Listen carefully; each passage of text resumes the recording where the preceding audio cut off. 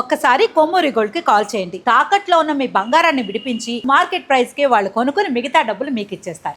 Hi, welcome to మన TV. కట్నవాడిగేవాడు గడిత. నేను మీ journalist Manoj. So Railway Koduru MLA Arava Sridhar విషయంలో ఎఫ్ఐఆర్ నమోదైంది. సో వీణ చెప్పిన మాటల్ని సుమోటోగా తీసుకున్న పోలీసులు వెంటనే ఆయనపై 4 బిఎన్ఎస్ సెక్షన్ల కింద కేసు నమోదు చేశారు. సో త్రిసభ్య కమిటీ ముందు ఆయన విచారణకు హాజరయ్యారు. ఆయన చెప్పాల్సింది చెప్పారు, ఎక్స్ప్లెనేషన్ ఇచ్చేశారు. అండ్ ఇటుపక్క ఈవిడ వీణాను కూడా పిలిచారు, కానీ ఆవిడ వెళ్ళలేదు. కానీ హైదరాబాద్లో ఉండి ఆవిడ ప్రెస్ మీట్లు పెడతా ఉంది. ఇలాంటి నేపథ్యంలో ఒక రూలింగ్ పార్టీ ఎమ్మెల్యే మీద ఎఫ్ఐఆర్ నమోదవటం మామూలు విషయం కాదు. అసలు ఎక్కడి దాకా వెళ్తుంది, నిలబడే అవకాశం ఉందా కేసు? మాట్లాడదాం. మనతో పాటు మన స్టూడియోలో జాయిన్ అయ్యారు శేఖర్ భాష గారు. నమస్కారం అన్న. ఫస్ట్ ఆఫ్ ఆల్ సుముటో కాదు, ఆవిడ కంప్లైంట్ ఇచ్చి చాలాసార్లు తిరిగారు. సో తర్వాత అంటే మన నేషనల్ హెచ్ఆర్సీ మన ఇండియాలో ఆడపిల్లని ఇబ్బంది పెడతారంటే వెంటనే సుమోటో తీసుకుంటారు. సుముటో కాదు, సుముటో కాదు. ఆవిడ వెళ్ళి కేసు పోలీస్ స్టేషన్లో ఇచ్చినా తీసుకోలేదు. తర్వాత హైయర్ అథారిటీ ఎస్పీకి లేకపోతే ఇంకా పైన వాళ్ళకి కూడా ఎస్కలేట్ చేసింది, అయినా కూడా తీసుకోలేదు. ఫైనల్గా మన ఆజాద్ గారిని సంప్రదిస్తే ఆయన మొత్తానికి ఆజాద్ గారిని సంప్రదించినట్టు అదే లాయర్ ఆయన. ఓకే ఓకే, వీణా గారు లాయర్. ఆయన నందిని పందిని చేయగలడు, తిమ్మిని బమ్మిని చేయగలరు లాయర్ ఆయన. ఏమన్నా చేయగలరు ఆయన. మరి ఏం రాశారో కంప్లైంట్లో మొత్తానికి. అంటే బేసికలీ కంప్లైంట్ ఎందుకు తీసుకోరు అంటే, ఒకటి రూలింగ్ పార్టీ ఎమ్మెల్యే ఇంకోటని కాదు. మామూలుగా జనరల్గా అమ్మాయి వెళ్ళిస్తే కంప్లైంట్ తీసుకోవాలి. కానీ అమ్మాయి హిస్టరీ ఆల్రెడీ ఇటువంటివి ఉన్నాయి, రిపీట్ అఫెండర్ ఈవిడ అని తెలిస్తే జనరల్గా తీసుకోరు. ఇప్పుడు లావణ్య లాంటి వాళ్ళు వెళ్ళి ఇదిగో వాడు ఇది అని చెప్పి పెడితే ఫస్ట్ ఆలోచిస్తారు. ఆవిడ ఆల్రెడీ ఇట్లా అందరి మీద కేసులు పెడతా పోతూ ఉంటుంది కదా, ఈవిడ చెప్పే దాంట్లో నిజం ఉందా లేదా ఆలోచిస్తారు. అదే మామూలుగా ఒక కొత్త అమ్మాయి వెళ్ళి ఎటువంటి బ్యాక్ రికార్డ్ లేకుండా వెళ్ళి పెట్టేసింది అనుకో. సో ఒక డ్రగ్ పెడ్లరో లేకపోతే ఒక రిపీట్ అఫెండరో ఊరికే హనీ ట్రాపరో అని బయట అందరికీ తెలిసిపోయి అటువంటి వాళ్ళు వచ్చి మళ్ళీ పోలీస్ స్టేషన్కి వెళ్ళి నాకు అన్యాయం జరిగింది నా కేసు పెట్టండి అంటే ఇంకెవరికి స్కెచ్ చేసేవమ్మా అనే కొనలో చూస్తారు తప్ప ఊరికే చట్టం ఉంది కదా లేకపోతే అని చెప్పి పెట్టారు. జనరల్ పోలీస్ పాలసీ అది. ఇనిషియల్గా అమాయకమైన మహిళ అనుకుని డైరెక్ట్గా వెళ్ళిందంటే ఖచ్చితంగా పెడతారు, కొంచెం ప్రైమా ఫేస్ చూపిస్తే చాలు. కానీ ఇక్కడ మనందరికీ తెలియని విషయం ఏంటంటే ఈవిడ గతం. ఈవిడ ఇంతకుముందు ఇలాగే పోలీస్ సిస్టమ్ని ఏమైనా వాడిందా? ఆవిడకి ఇంతకుముందు నా అఫైర్స్ గురించి నేను మాట్లాడట్లా, ఆవిడకి ఇంతకుముందు నా భర్తల గురించి కూడా నేను మాట్లాడట్లా. కేవలం ఆవిడ పోలీస్ స్టేషన్ని లాని అబ్యూజ్ చేసిందా మిస్యూజ్ చేసిందా అనే కోణంలో మనం చూడాలి. ఇప్పుడు ఆవిడ వెళ్ళి కంప్లైంట్ ఇచ్చింది. ఏంటి కంప్లైంట్? ఈయన నన్ను పెళ్లి చేసుకుంటారని మోసం చేశాడు. 2025-26 వచ్చిన సుప్రీంకోర్టు తీర్పులు ఏం చెప్తున్నాయంటే, ఆల్రెడీ ఒక పెళ్ళైన మహిళని ఇంకొకటి పెళ్లి చేసుకుంటా అని చెప్తే నన్ను మోసం చేశాడని ఈవిడ అనడం మీరు నమ్మడం అనేది విచిత్రంగా ఉంది. ఇది కేవలం ఎక్స్ట్రాక్షన్ కోసం చేస్తున్న కోణంలోనే చూసి ఎఫ్ఐఆర్లు చాలా క్వాష్ చేసి పంపించేశారు పెద్ద పెద్ద హైకోర్టులోను సుప్రీంకోర్టులో కూడా. సో ఇది నిలబడదు, ఆ సెక్షన్ నిలబడదు. ఆ సెక్షన్ ఏంటి అంటే BN 69 కిందకు వస్తుంది. సార్ ఇప్పుడు ఈ నిలబడదన్న విషయం సుప్రీంకోర్టు ప్రొసీడింగ్స్ ఈ వీణాగర్ లాయర్ ఎవరైతే ఉన్నారో ఆయన తెలియదు అంటారా? తెలుసు. సో అదే అంటున్నా, ఆ సెక్షన్ నిలబడదు, వేరే సెక్షన్. అందుకనే ఈ మార్గం ఎంచుకున్నారు, ఇది మిస్క్యారేజ్. ఓకే. సో ఇప్పుడు మీరు గమనిస్తే ఈ మన కోడూరు ఎమ్మెల్యే మీద పెట్టిన ఎఫ్ఐఆర్ ఏదైతే ఉందో దాంట్లో మెయిన్గా ఉన్న సెక్షన్లు 88, BNS 88. BNS 88 అంటే ఏంటి? మిస్క్యారేజ్ అంటే కన్సెంచువల్గా మిస్క్యారేజ్ చేసుకున్నా కూడా ఒక రెక్లెస్నెస్ తోటైనా సరే, లేకపోతే ఒక కోయర్షన్ అంటే ఒక ఎమోషనల్ బ్లాక్మెయిల్ చేసి ఏదో రకంగా ఆ అమ్మాయితో కడుపు తీర్చుకునే విధంగా అవతల వ్యక్తి ప్రవర్తించిన, లేకపోతే ఆ అమ్మాయి చేసినా సరే ఇద్దరికి వర్తిస్తుంది. ఈ BNS 88 అనేది డబుల్ ఎడ్జెడ్ స్వార్డ్, కత్తికి 2 పక్కల పదును ఉంటుంది. లేడీస్ని కూడా శిక్షిస్తారు ఇదే సెక్షన్ తోటి. వాళ్ళైనా సరే ఇలా చేయకూడదు. అబార్షన్ చేయించుకోవడం అనేది లీగల్గా చేయించుకోవాలి తప్ప ఇల్లీగల్ మెథడ్స్లో చేయించుకోవడం అది కూడా వేరే పర్పస్. ఇప్పుడు చచ్చిపోతాను ఇది కనుక వస్తే అనుకుంటే అది వేరు. అలా కాకుండా జస్ట్ ఫర్ అదర్ బెనిఫిట్స్ నువ్వు ఇది చేసావంటే అది కూడా ఆడదానికి శిక్ష పడుతుంది, మగాడికి శిక్ష పడుతుంది. కాకపోతే ఇక్కడ నువ్వు ప్రూవ్ చేయాల్సింది ఏంటంటే దీంట్లో ఆయన నీ చేత బలవంతంగా తీపించుకునేట్టు చేశాడా అంటే నువ్వు ఏదైనా మెసేజ్లు కానీ లేకపోతే ఆయన నిన్ను హాస్పిటల్కి తీసుకెళ్ళినో కానీ మీ ఇద్దరి మధ్య జరిగిన కాన్వర్జేషన్ కానీ చూపించాల్సి ఉంటుంది. బట్ స్టిల్ అవి ఏమీ లేకుండా కూడా, సాక్ష్యాలు ఏమీ లేకుండా కూడా ప్రైమా ఫేస్ ఇదిగో మేము ఇద్దరం కలిసి ఉన్నాం, ఇదిగో ఇద్దరికి మధ్య రొమాంటిక్ వీడియోస్ అని చూపించినప్పట్లో కొత్త ప్రైమా ఫేస్ ఏర్పడింది. ఇది జరుగుంటుందా సరే మిగతాది పోలీసులు తేల్చండి. ఎఫ్ఐఆర్ పెట్టినంత మాత్రాన వాళ్ళు ఇది నమ్ముతున్నట్టు కాదు. ఇద్దరికి సంబంధం ఉంది, మిగతా సాక్ష్యాలు ఐఓ సేకరించాలి. ఇన్వెస్టిగేటింగ్ ఆఫీసర్ ఉన్న ఆయన చేయాలి. సో ఇప్పుడు ఏంటంటే ఈవిడ ఇంతకుముందు మనందరి ముందు వచ్చి చెప్తున్నట్టుగా పెళ్లి చేసుకుంటానని ప్రామిస్ చేసి నమ్మించి నన్ను వాడుకున్నాడు అనే కోణంలో పెట్టిన సెక్షన్ కాదు, గుర్తుపెట్టుకోవాల్సింది పాయింట్ నెంబర్ 1. అలాగే అత్యాచారం చేశాడు నన్ను కార్లో తీసుకెళ్ళి, రాత్రి 10 గంటలకు ఆయన పిలిస్తే నేనే వెళ్ళి ఎక్కడికో ఆయన వద్దని చెప్దామని వెళ్తే ఆయన నన్ను అత్యాచారం చేశాడు. ఈ 2 కోణాలు కూడా దాంట్లో లేవు. 60 BNS 63 అంటే అత్యాచారం, 69 ఇలా పెళ్లి చేసుకుంటాను ప్రామిస్ చేసి, ఈ 2 సెక్షన్లో అక్కడ పెట్టాల, ఒకటే పెట్టారు. అదేంటంటే మిస్క్యారేజ్. ఇదేంటంటే కన్సెన్షువల్గా ఇద్దరు కలిసి ఒక రొమాంటిక్ రిలేషన్షిప్లో ఉండి అక్రమ సంబంధం ఏదన్నాను ఎఫ్ఐఆర్లో ఉన్నారు, ఇద్దరు ఇష్టపూర్వకంగా ఉన్నారని మనకు అర్థమవుతుంది. ఈ వీడియోల ద్వారా అదే కదా అర్థమవుతుంది. ఇవి చూపించిన 500 వీడియోలో లేకపోతే ఎన్ని వీడియోలో అన్నిట్లో ఏమర్థమవుతుంది, ఇద్దరు ఇష్టపూర్వకంగానే ఉన్నారని, ఈయన బలవంతంగా ఏదో బెదిరి చేసినట్లేదు. కాబట్టి పోలీసులు ఎక్కడ కూడా కలిసి ఉన్నారు ఇష్టపూర్వకంగానే అనేది నమోదైన క్రమంలో అక్కడ అత్యాచారం లేదు. అలాగే పెళ్లి చేసుకుంటాను ప్రామిస్ పెళ్ళైన అమ్మాయికి వర్తించదు. కాబట్టి ఈ 2 సెక్షన్లు రాలా 88 మాత్రం వచ్చింది. ఎందుకంటే అబార్షన్లు అయినాయి అని చెప్పి చెప్పడం వల్ల. ఇప్పుడు అబార్షన్లు అయినాయి అని ఈవిడ అది ఈయన వల్లే అయినాయి అని చెప్పడం ఎంతవరకు కరెక్ట్? అబార్షన్లో పాయింట్ అన్న, ఆ 15 నెలల్లో 5 అబార్షన్లు పాసిబిలిటీ అవుతుందా? 18 నెలలు 1.5 సంవత్సరం కదా, పాసిబిలిటీ ఉంది, పెద్ద ఎంతేం లేదు దాంట్లో. అంటే ఇవాళ రేపు ఒక అమ్మాయి అబ్బాయి కలవాలంటే ఐవీఎఫ్ నెట్ని అప్రోచ్ అవుతున్నారు కంటిన్యూస్గా. ఐవీఎఫ్లు ఏమిటి, ఐవీఎఫ్లు అన్ని పిల్లలు పుట్టకపోతే అదే పుడుతూ వద్దంటే పుడుతున్నారంటే నీకు సరే ఓకే, ఆవిడ హెల్త్ కండిషన్ బాగుంది అనుకుందాం, మరి కరెక్ట్గా 18 నెలలు 5 సార్లు ఎలా అవుద్ది? ఇప్పుడు సపోజ్ ఒక అబార్షన్ ఎంచుకొని లెక్కేసుకో, 1-2 3 నెలలకి ఒకటి అనుకో, 3వ నెలకి కదా తెలిసేది వ్యాక్, 3 నెలలకు ఒకటి, ఒక అది 5 మూళ్ళ 15, 5 మూళ్ళ 15. బయాలజీ అంతా మనం మాట్లాడదు, నువ్వు ఒక గైనకాలజిస్ట్ని కూర్చోబెట్టి మాట్లాడు, అది నేను మాట్లాడడానికి కూడా పెద్ద విషయం ఏం కాదు. మనకు తెలిసింది జాగ్రత్త మాట్లాడలేదు. అది 6 నెలల్లో అదే 1.5 సంవత్సరంలో 5 అబార్షన్లు పెద్ద వింతేం కాదు. ఓకే, బ్యాక్ టు బ్యాక్ అబార్షన్లు అంటే 2 రకాలు. ఒకటి నీకు హాస్పిటల్లో తీసుకెళ్ళి అలా చేశారా, లేకపోతే నువ్వు ట్యాబ్లెట్ వేసుకున్నావా? ఆవిడేం చెప్తుంది, హాస్పిటల్కి వెళ్ళేది కాదు, నేను ట్యాబ్లెట్ కొనుక్కొని వేసుకున్నాను అంది. ట్యాబ్లెట్లు వేసుకునే అవి ఒక నెల దాటిన 2 నెలల మధ్యలో కూడా అవుతాయి. 2వ నెల దాటక ముందే 40 రోజులకి 50 రోజులకి మధ్యలో ఇవి ట్యాబ్లెట్ వేసుకుంటే అంతవరకు ట్యాబ్లెట్లు పనిచేస్తాయి. ఒక 2 months వరకు, 2 months లోపలే, 2 months కూడా కాదు, 2 months లోపలే పనిచేస్తాయి. ఇక్కడ ఒకవేళ రెండు విషయాలు మనం చూడాల్సింది కూడా. ఒకటి, నిజంగానే జరిగిందా, లేదు ఈవిడే డ్రామాలు ఆడుతుందా. ఓకే, సో ఒకవేళ నిజంగా జరిగితే, ఏది ఆవిడకి ప్రెగ్నెన్సీ అనేది నిజంగా రావడం అనేది జరిగితే, అప్పుడు ఇంకో కోణం ఏంటి, నిజంగా ఈవిడే వెళ్ళి తీపించుకుందా, లేకపోతే ఆయన ఫోర్స్ చేసి తీపిచ్చాడా. ఓకే, సో ఫస్ట్ ఈ కోణం చూద్దాం. ఆవిడకి నిజంగానే వచ్చిందని చెప్పి నమ్ముదాం, ఆవిడ చెప్పిన మాట నమ్ముదాం. ఫస్ట్ ఆవిడకి వచ్చింది అనుకుందాం. వస్తే ఇప్పుడు ఇద్దరిలో రావడానికి కారణం ఎవరు? ఇద్దరు.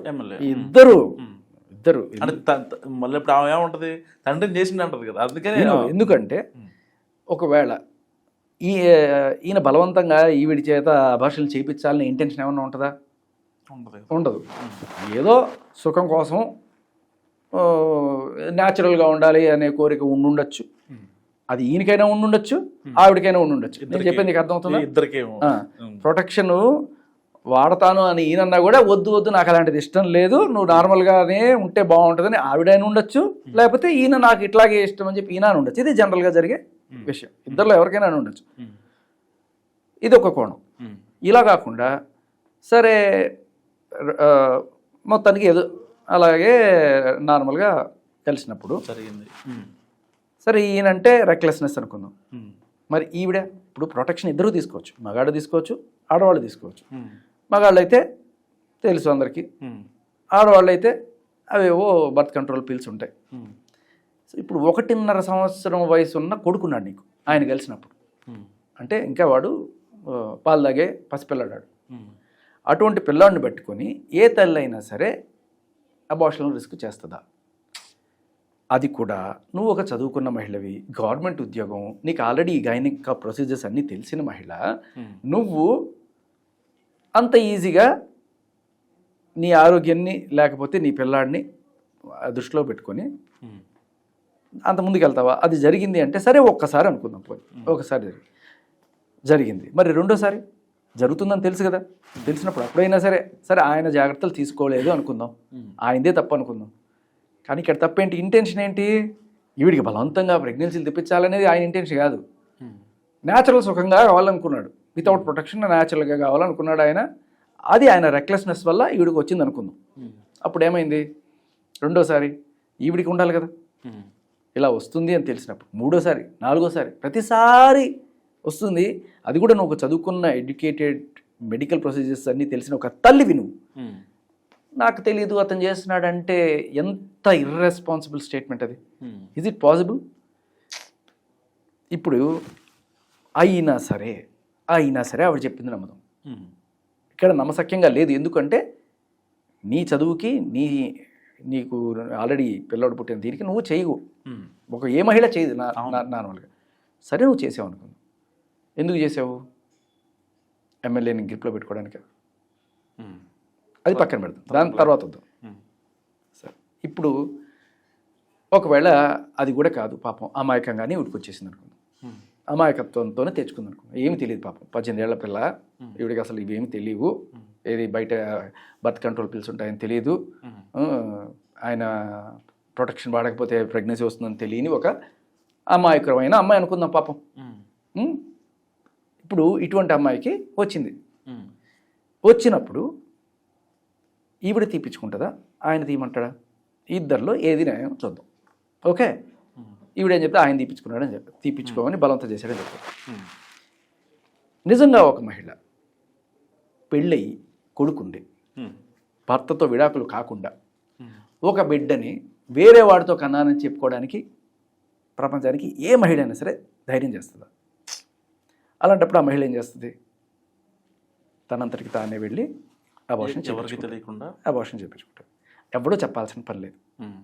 సరే, నాకు ప్రపంచంతో పని లేదు, ప్రపంచం ఏమనుకుంటే నాకేంటి, మా ఆయన ఏమనుకుంటే నాకేంటి, రేపు నా కొడుకు ఏమనుకుంటే నాకేంటి, ఇదిగో నువ్వు ఆయనకి పుట్టావురా, వీడు ఈయనకి పుట్టాడురా అని చెప్పుకునేంత ధైర్యంగా నేను పెంచుతాను అన్నంత ధైర్యం ఆవిడకు ఉందనుకుందాం. పోని సరే, అది కూడా ఓకే. ఇప్పుడు అలా ఆవిడే ముందుకు వెళ్ళాలనుకుందాం. కానీ అయినా సరే గవర్నమెంట్ జాబ్లో ఉన్న వాళ్ళకి ఒక రిస్క్ ఏంటంటే, భర్తతో ఉంటూ అక్రమ సంబంధం ద్వారా నువ్వు కనుక సంతానం కన్నా ఇట్లాంటివి జరిగితే నీ క్యారెక్టర్ బ్యాడ్, కాండక్ట్ బ్యాడ్ అని కనుక వచ్చిందంటే ఉద్యోగం పోద్ది. సో ఉద్యోగం పోద్ది అనే భయంతో అయినా సరే నువ్వు నీ అంతటికి నువ్వే వెళ్ళి అబార్షన్ చేయించుకునే ఛాన్స్ ఉంది. సో ఇక్కడ నీకెక్కువ ఛాన్స్ ఉంది. ఆయన చెప్పడం కానీ ఆయన చెప్పలేదు, వదిలేశాడు, నువ్వు కను అని ఆయన బలవంతం చేసినా కూడా నువ్వే వెళ్ళి నీ అంతటి నువ్వుగా అబార్షన్ చేయించుకునే ఛాన్స్ ఎక్కువ ఉంది. ఒకటి, సమాజం దృష్ట్యా నీకు ఆల్రెడీ పెళ్ళి పిల్లలు ఉన్న దృష్ట్యా వేరే వాడితో నేను పెట్టాను కానీ అని ఏ మొహం పెట్టుకొని చెప్పు ఉంటుంది ఆడదని చెప్పు. కాబట్టి ఆవిడ వెళ్ళి చేయించుకునే ఛాన్స్ ఉంది. రెండోది, ఆవిడ ఉద్యోగం పోయే ప్రమాదం ఉంది కదా. సో ఈవిడికే ఎక్కువ ఛాన్స్ ఉంది ఆవిడంతరికి ఆవిడగా వెళ్ళి చేయించుకునేది. కానీ ఆయన చేయించుకోమని చెప్పమన్నాడు. ఎందుకంటే నెపం అంతా ఆయన మీదకి నెట్టడానికి ఎందుకు ప్రయత్నం చేస్తుంది? 500 వీడియోలు ఎందుకు ఉన్నాయి? అసలు ఎందులో కాన్సెప్ట్ ఏంటన్నా అంటే ప్రతిసారి ఆయన ఫోన్ చేసిన ప్రతిసారి రికార్డ్ చేసుకుంటూ ఉంది. ఆవిడ ప్రతి ప్రెస్ మీట్లో నా దగ్గర 100 వీడియోలు ఉన్నాయి మెన్షన్ చేస్తుంది, ఒక వీడియో రిలీజ్ చేస్తుంది, ప్రెస్ మీట్ పెడుతుంది. సో ఇవంతా కూడా వాంటెడ్గానే చాలా క్లియర్ కట్గా. ఇప్పుడు ఇంకోటి చూద్దాం.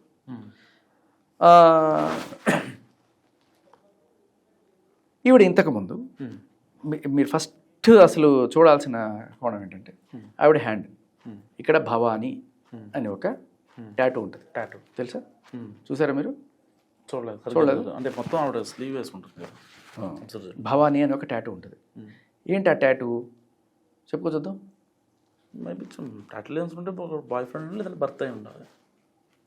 సరే, భర్త పేరు మున్రెడ్డే. భర్త పేరు మున్రెడ్డి, నాగమోహన్ రెడ్డి. మరి భవానీ అంటే మేబీ ఫస్ట్ భర్త పేరు భవానీ శంకర్ ఏదో ఉంది. ఆయన పేరు.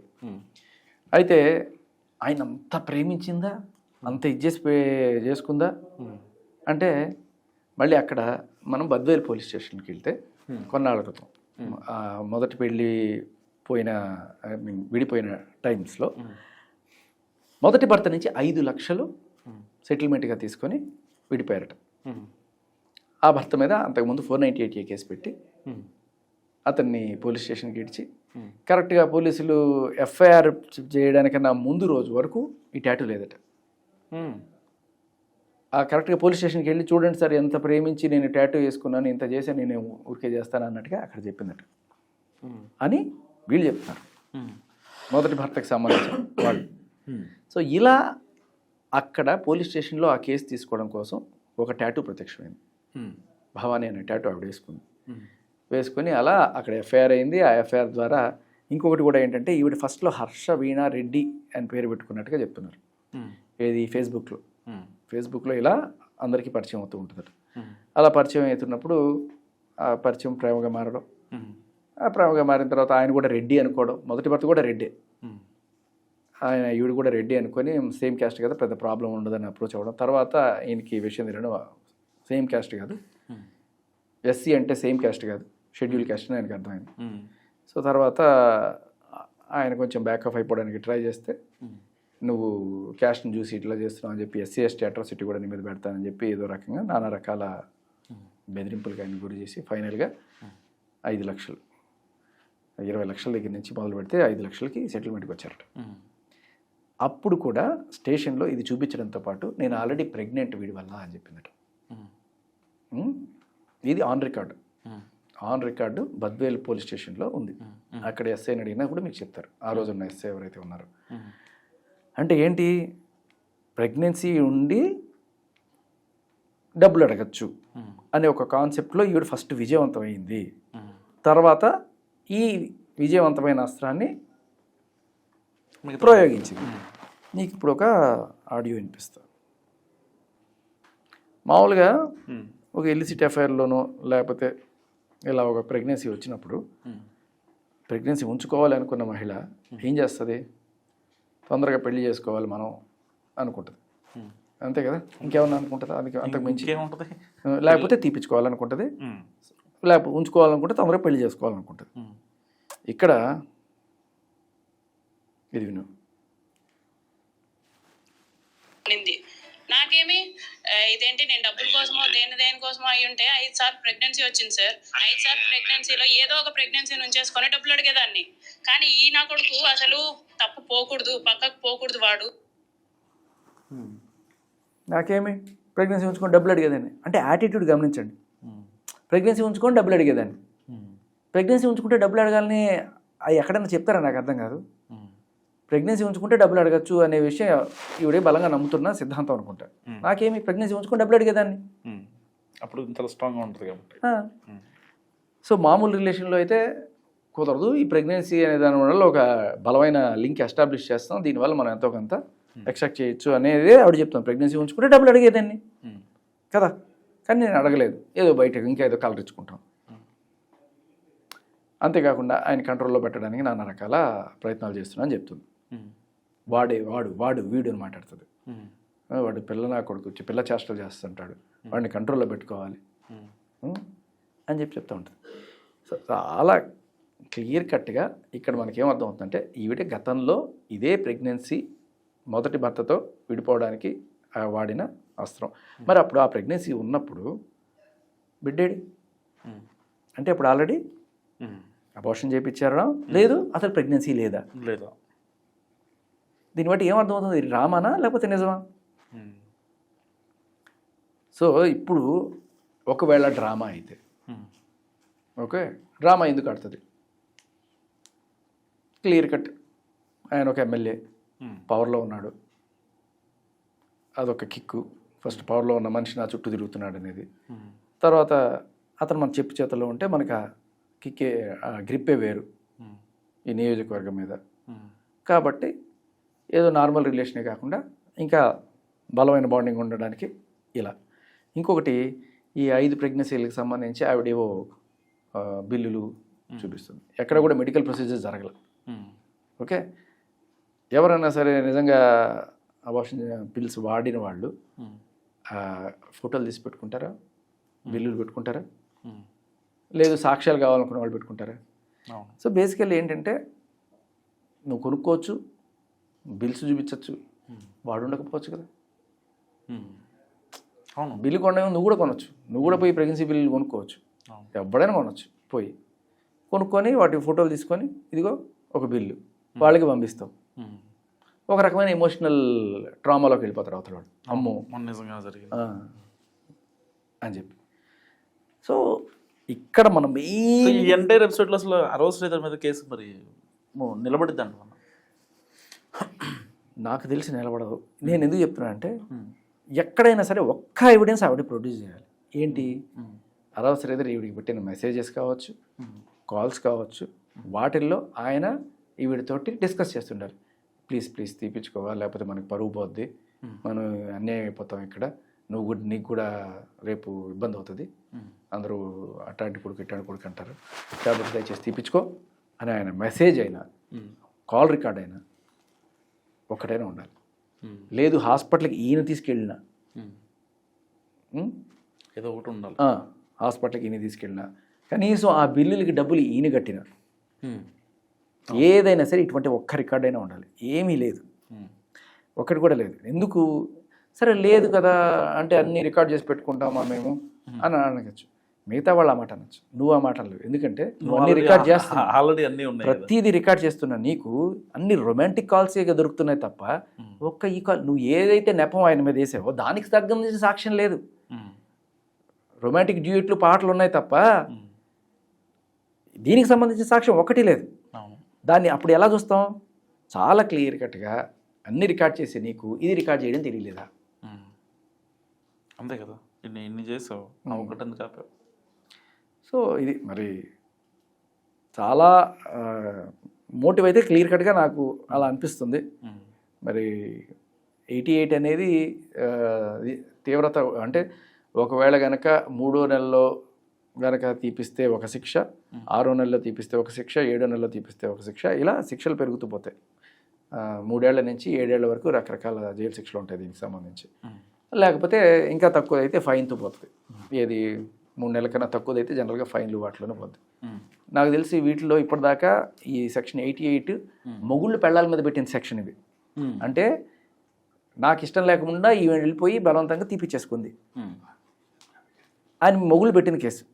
అటువంటి వాటిల్లో కూడా కోర్టులు వాళ్ళని శిక్షించాల, ఆడవాళ్ళని శిక్షించాల. సరే అది ఆవిడ డెసిషన్ అని చెప్పి చేశారు. ఇక్కడ 2 కాంట్రాస్టింగ్ యాక్ట్స్ ఉన్నాయి మనకి, ఒకటి BNS 88, ఇంకోటి MTP యాక్ట్ అని ఉంటుంది. సో ఈ 2 కొంచెం జాగ్రత్తగా చూసి వెళ్ళాల్సిన పరిస్థితి అనమాట. నిజంగా శిక్ష ఇవ్వాలి అనుకుంటే అది వేరే రకం, కానీ జస్ట్ మన జడ్జిమెంట్లు అంతా కూడా చాలా న్యాయం సైడ్లోనే వెళ్తే దీంట్లో ఏంటంటే ఎవరికి శిక్షలు వేయలే ఇప్పటిదాకా. దీంట్లో ఎక్విట్ అయిన వాళ్ళే ఉన్నారు అంతా ఈ BNS 88లో. ఇప్పుడు ఈయన ఏమంటున్నాడంటే అది BNS 88 కాకుండా నేను 69 పెట్టిస్తాను అంటే ఏంటి, ఫాల్స్ మ్యారేజ్ ప్రామిస్ ఇది పెట్టిస్తానని చెప్పి ఆజాద్ గారు అంటున్నారు. అది ఎందుకు పెట్టరు అనడానికి సాక్ష్యం ఏంటంటే ఆవిడకి ఆల్రెడీ పెళ్ళయింది. పెళ్ళైన మహిళకి ఇంకొకరు నన్ను పెళ్లి చేసుకుంటా అంటే నువ్వు నమ్మడం అంటే అంతకన్నా వివేకం ఇంకోటి లేదు. ఎవరిని మోసం చేస్తున్నావు? రైట్ అన్న. సో ఇది శేఖర్ భాష అనాలిసిస్. మీరేమనుకుంటున్నారు మరి, హర్షవీణ కరెక్టా లేకపోతే ఎమ్మెల్యే అరవ శ్రీధర్ కరెక్టా? మస్తుగా కామెంట్ చేయండి మీ ఒపీనియన్. చూస్తూనే ఉండండి మన టీవీ.